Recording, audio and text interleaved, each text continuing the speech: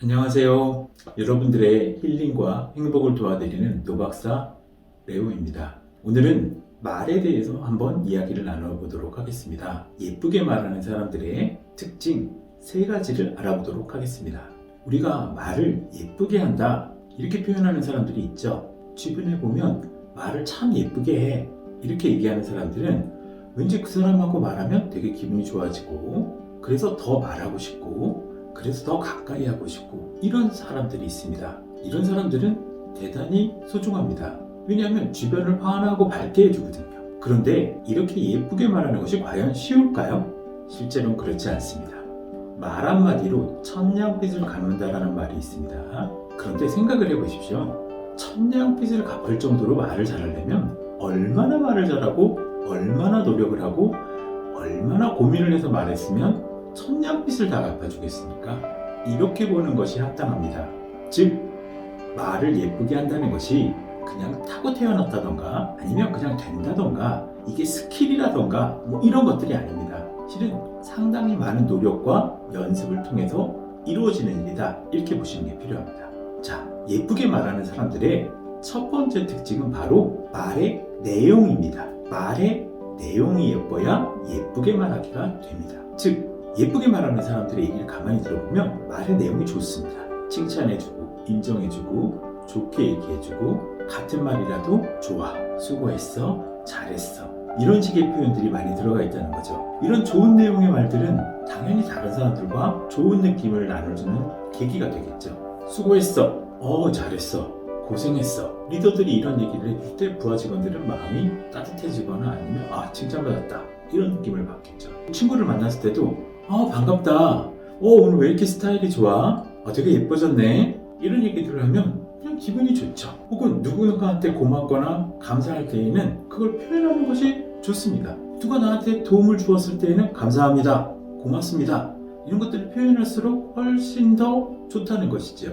즉, 이렇게 말의 내용들에 좋은 내용들의 말들이 많이 들어가 있습니다. 이게 바로 예쁘게 말하는 첫 번째 조건입니다.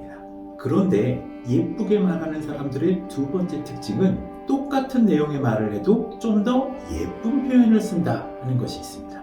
수고했어, 잘했네 이런 것도 있지만 수고했어, 보니까 어제 밤샌 것 같더만, 되게 공들여서 노력을 많이 했네, 특히 이 부분이요, 와 이거는 되게 좋은데? 이런 식의 좀 더 구체적인 칭찬이나 구체적인 인정을 얻는다던가, 너 오늘 스타일이 되게 좋아, 하긴 너는 원래 그 센스가 있는 것 같아 좀, 이런 식의 좀 더 예쁜 말 혹은 좋은 내용 혹은 구체적인 칭찬 같은 것들을 섞게 되면 좀 더 좋습니다.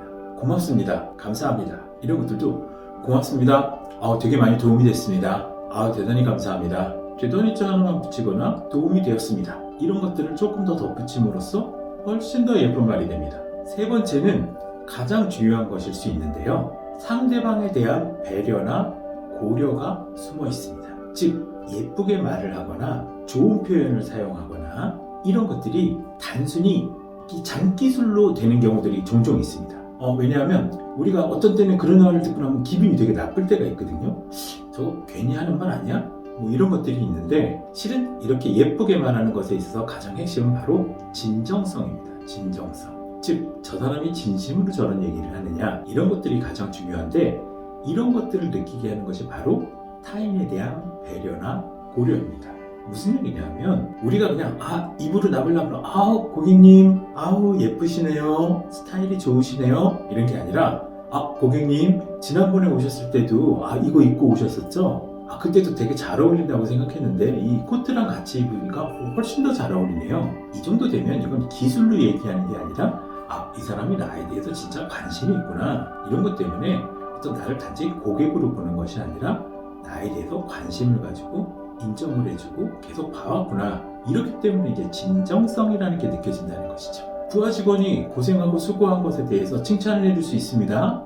잘했어, 수고했어 이렇게 되면 형식상 하는 말 아니야? 이런 생각을 할 수도 있는데, 잘했어, 수고했고 보니까 지난번보다 훨씬 좋아졌네, 특히 내가 지난번에 왜 그 창의적인 거 요것 좀 아이디어 너무 좋겠다 그러는 거 반영해 주니까 더 좋네, 고생했어, 이런 식으로 그 사람과 관련된 특정적인 부분에 대해서 좀 더 언급을 해주거나 그 사람의 말을 반영해 준다던가 아니면 그 사람을 내가 평상시에 이렇게 생각하고 고민했던 내용들 이런 것들이 좀 더 들어간다 그러면 상대방의 입장에선 더 잘 받아들이거나 아니면 더 감동적으로 받아들일 수 있다는 것이죠.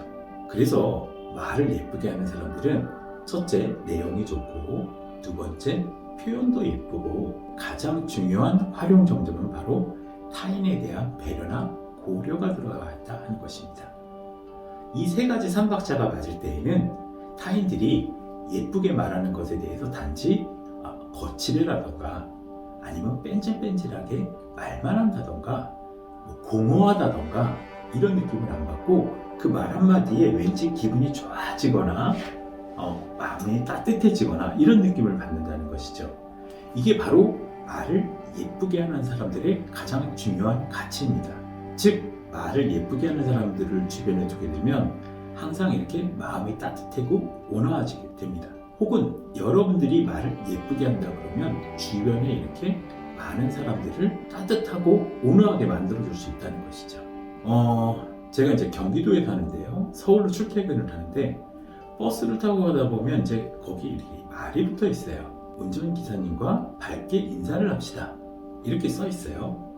처음에는 내가 꼭 인사를 해야 되나? 이런 생각을 했는데 기사님들이 또 되게 진지하게 또 인사를 잘 하시는 거예요. 저도 인사를 했죠. 예.